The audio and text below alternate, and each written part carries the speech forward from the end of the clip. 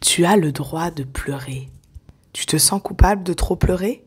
Personne ne te comprend? Tu as honte et tu te sens en décalage? Alors ce podcast est pour toi. À chaque fois que je quitte mes parents, pour au moins 3 semaines, je verse au moins une petite larme parce que j'ai beaucoup de mal avec les transitions. Oui, je pleure encore pour ça à 31 ans. Je pleure aussi devant un passage émouvant dans un film ou en écoutant une musique qui transporte. Ou alors lorsque je vois des scènes de bienveillance et de générosité envers des animaux ou des humains. Ou tout simplement lorsque la tension, le stress monte trop. Ça peut surprendre, certains peuvent ne pas comprendre. Peut-être parce que franchement, on pourrait se dire que j'ai passé l'âge de pleurer pour un rien. Mais voilà, les émotions sont là, elles m'envahissent. La boule à la gorge commence à se faire de plus en plus grande et ne cesse de grossir jusqu'à ce que je libère les vannes. Alors que faire? Retenir mes larmes parce que la société a parfois des critères bien définis et stricts sur qui peut, voire même doit pleurer, à quel âge et dans quelles circonstances? Se défaire des règles de la société et du regard des autres. Qui a dit qu'on pouvait ou non pleurer dans telle ou telle situation? Et qui pouvait pleurer, que ce soit l'âge, le genre, etc. Pourquoi un grand gaillard bien costaud aurait moins le droit de pleurer qu'une toute petite fille? Pourquoi seuls les bébés ou les jeunes enfants seraient légitimes pour pleurer? Par exemple, l'autre jour, une famille se taquinait devant moi parce que certains membres pleurent dans des circonstances que les autres trouvent non justifiées, non nécessaires. Ce n'étaient certes que des plaisanteries, mais qui puisaient bien leur source quelque part. Une amie m'a même dit un jour, il n'y a pas de raison de pleurer. Nous étions dans une conversation intense. Elle me reprochait de l'avoir fait souffrir par mes paroles. Il faut reconnaître que les conversations écrites, c'est terrible pour les malentendus. Ce qu'elle voulait en fait dire, c'est « je ne vois pas de raison que tu pleures ». Parce que dans son cadre de référence, ça lui semblait visiblement absurde, ou du moins inutile, voire inapproprié.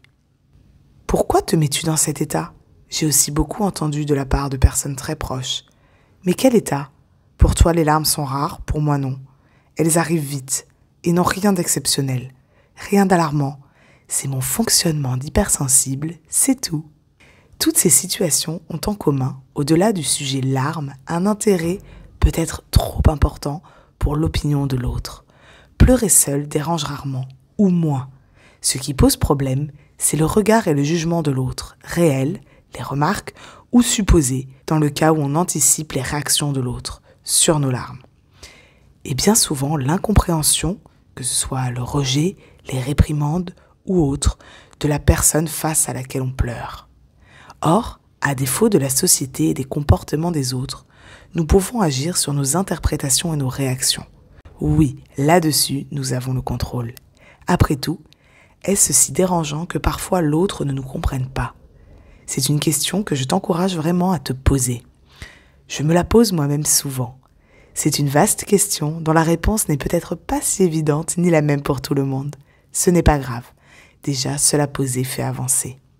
Je te mets en description du podcast un lien vers mon article « Comment se libérer du regard des autres ».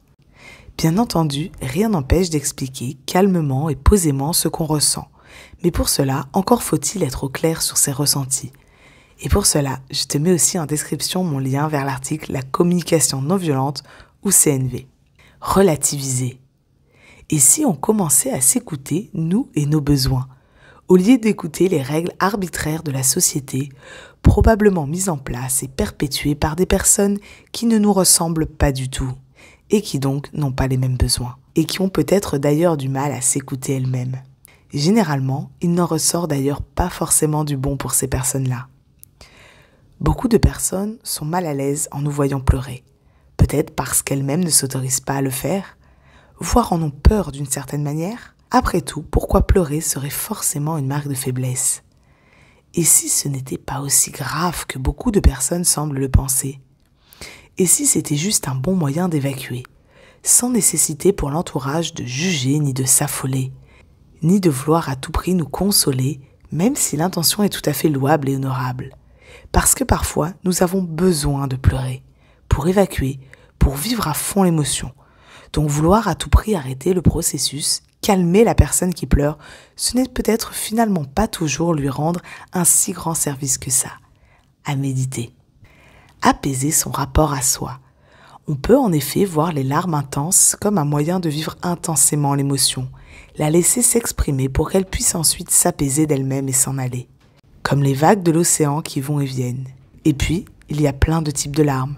Des larmes de nostalgie, de peine, de stress, d'angoisse, de joie, d'amour, etc. Tellement de larmes différentes.